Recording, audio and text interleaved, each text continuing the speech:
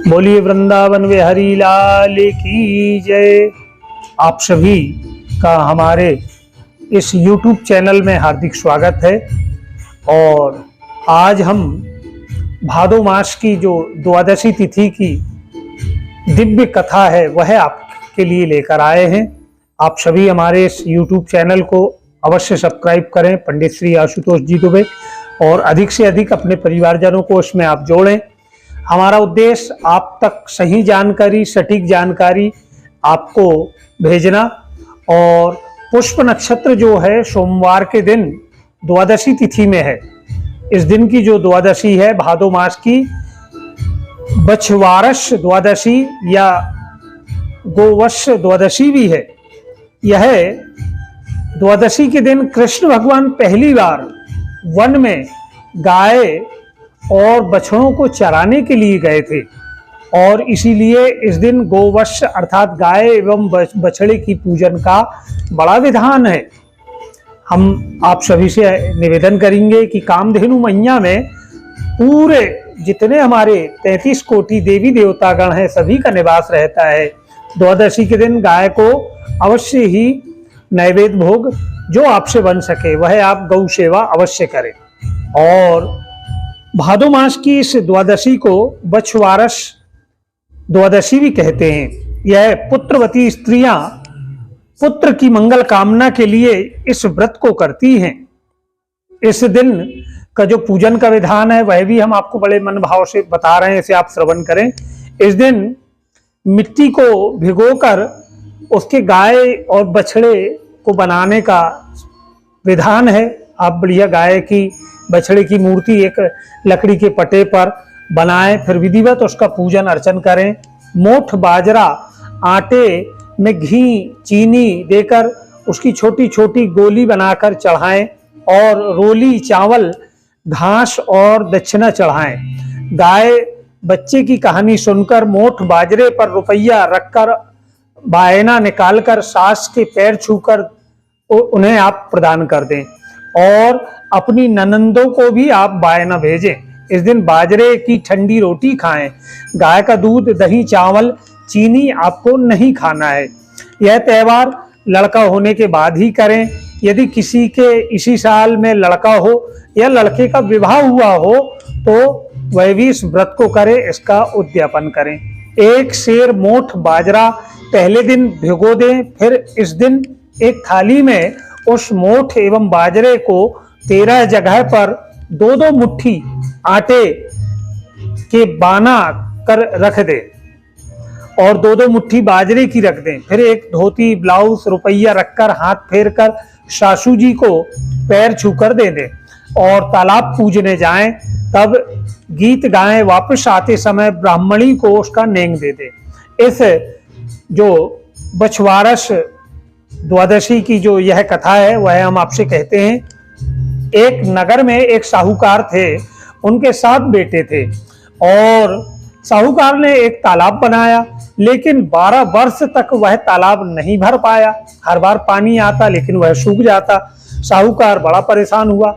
उसने विद्वानों को बुलाकर पूछा, यह तालाब कब हमारा भर पाएगा, कब यह समस्त जनता इसका पानी का उपयोग कर पाएगी।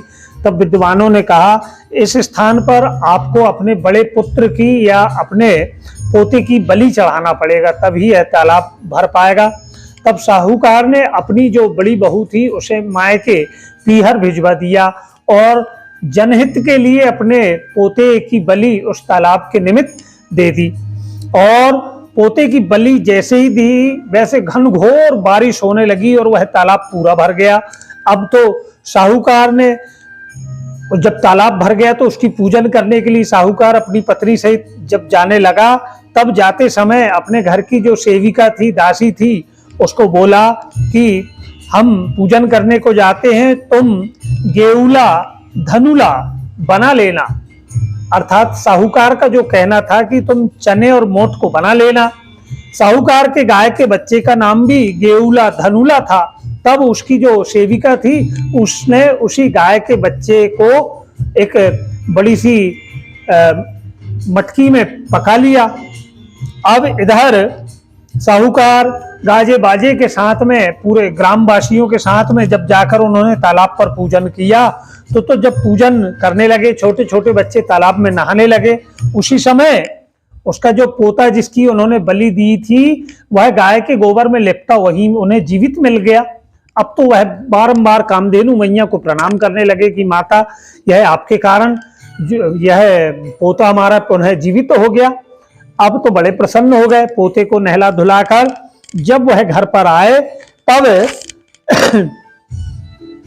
आते में अपनी पत्नी से कहने लगे कि गौ माता ने हमारी लाज रख ली, नहीं तो बहू जब पीहर से आती तो हम उसे क्या जवाब देते कि उसका बेटा कहाँ गया।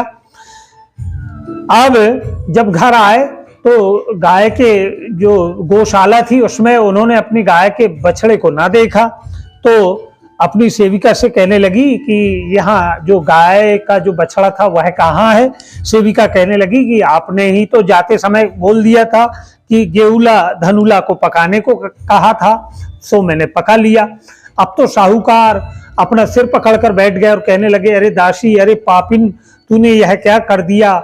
वह गौ माता ने मेरे पोते को वापस भिजवा दी और आज तूने उसके बच्चे को ही पका लिया। जाकर देखा तो वह एक मटके में उसका बच्चा पक रहा था। उसे निकालकर उन्होंने लाकर मिट्टी में गड्ढा खोदकर दबा दिया। शाम के समय जब उस बछड़े की माँ आई, वह रमाने लगी, आवाज लगाने लगी, अपने बच्चे को खोजने लगी।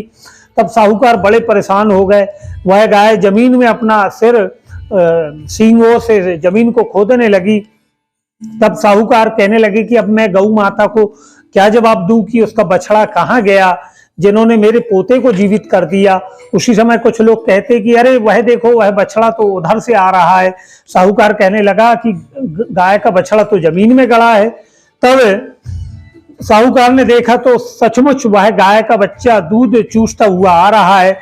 तब साहूकार ने समस्त नगर में ढिंडोरा पिटवा दिया कि सब कोई जो बेटों की माँ है इस दिन पूजन अर्चन करे, गऊ की सेवा करें और ठंडा भोजन करें। इस दिन कोई भोजन ना बनाए, गाय की पूजन कर, तालाब का पूजन करें और पटे पर मिट्टी के गाय बछड़े का बनाकर भी पूजन करें। और जिस तरह बछवारस माता ने हमको फल दिया, वैसे ही बछवारस माता गो द्वादशी के दिन समस्त भक्तों की सब मनोकामना सिद्ध करें। और हमारा आप सभी से आग्रह है कि पुष्प नक्षत्र की यह द्वादशी, गोवश द्वादशी की कथा आप अवश्य श्रवण करें। सदैव गौ सेवा में लगे रहें। बोलिए वृंदावन बिहारी लाल की जय।